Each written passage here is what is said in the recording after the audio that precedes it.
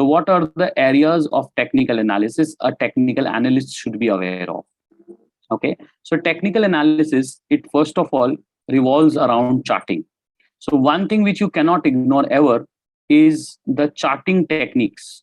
Okay, I mean, as a technical analyst, if you're not aware of charting techniques, or you cannot make trend lines, you cannot use charts, you cannot do technical analysis. Okay, charting techniques basically includes everything which starts from understanding the basic charts into going to the advanced charts. Okay, that's one area which is very, very critical, charting techniques. In fact, as I said, technical analysts are called chartists, isn't it? Right? Second area of importance in technical analysis is the knowledge of trends. Okay, as I said, as you already know, uptrend, downtrend, and sideways. All the three trends should be known.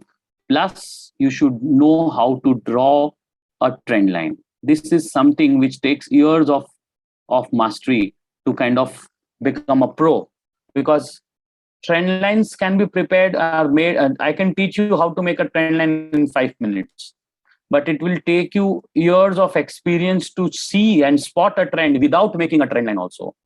So drawing a proper trend line is very, very important. That's another area, by the way. The third area of technical analysis, which is very important again, is the knowledge of support and resistance. Okay, support and resistance is one area you cannot do without learning about support and resistance. You cannot do technical analysis. There are various ways of calculating supports and resistance levels. One is using the trend line itself. I mean, if the trend line is broken down or there is a breakout of the trend line, that's a support and a resistance respectively.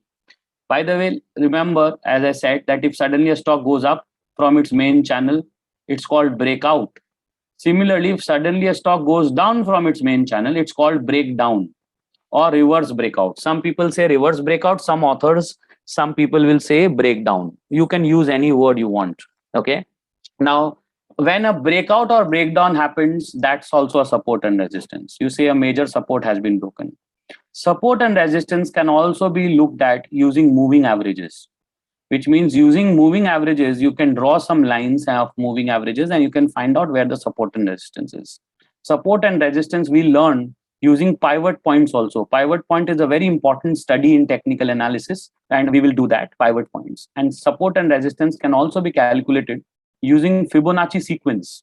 Okay, Fibonacci numbers. There's a Fibonacci sequence, as you all know. I mean, one, and then starts with 0, then 1, then 2, then 3, 5, like that. Okay, so Fibonacci sequence and golden ratio, as we call it.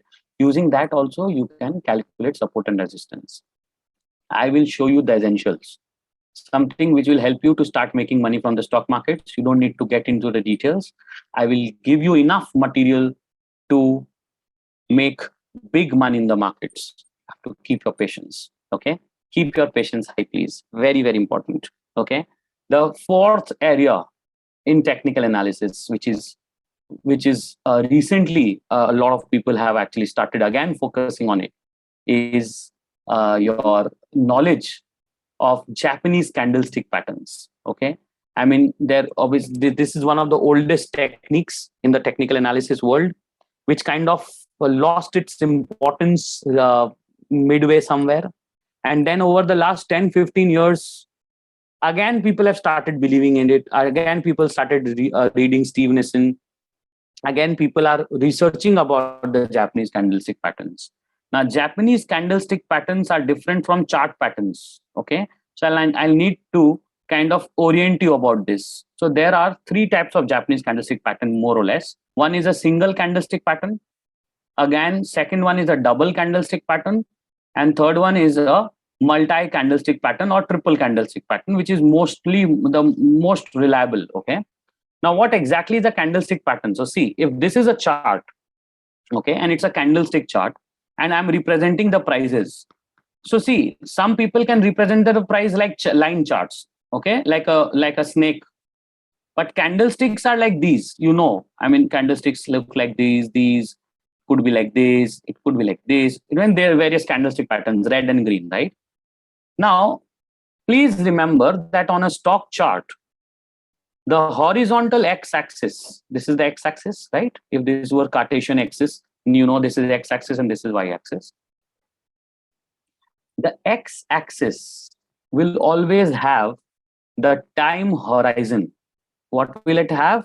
The time horizon. Everything I'm scribbling on the screen is important for you, and please, if possible, you also scribble on in your copies or in your notebooks or diaries which you are maintaining. But this is a once in a lifetime opportunity to clear your base out. So the horizontal axis is basically the time horizon. Okay, that's the horizontal axis. Okay, the time horizon, and that will cover the candles of a specific period. So it could be 1 year. It could be 1 year worth of candles or market movement. It could be 1 month of market movement.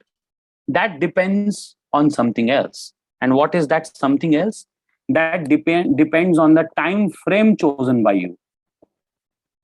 Now, time frame could be 1 minute also, it could be 5 minutes also, it could be 1 day, 1 week, 1 month. The time frame is different from time horizon, don't get confused. Okay, most of the people who start their technical analysis journey, they take months to understand these things, which I'm going to explain to you in a few minutes. Okay, if I am having one candle showing the data of 1 minute, so on a normal laptop screen, horizontally landscape mode, how many candles can I look at? I mean, right now I have 1, 2, 3, 4, 5, 6, 7, 8, I mean around 10, 20 candles, right? On a standard normal screen, you can look at around 200, 250 candles, not more than that.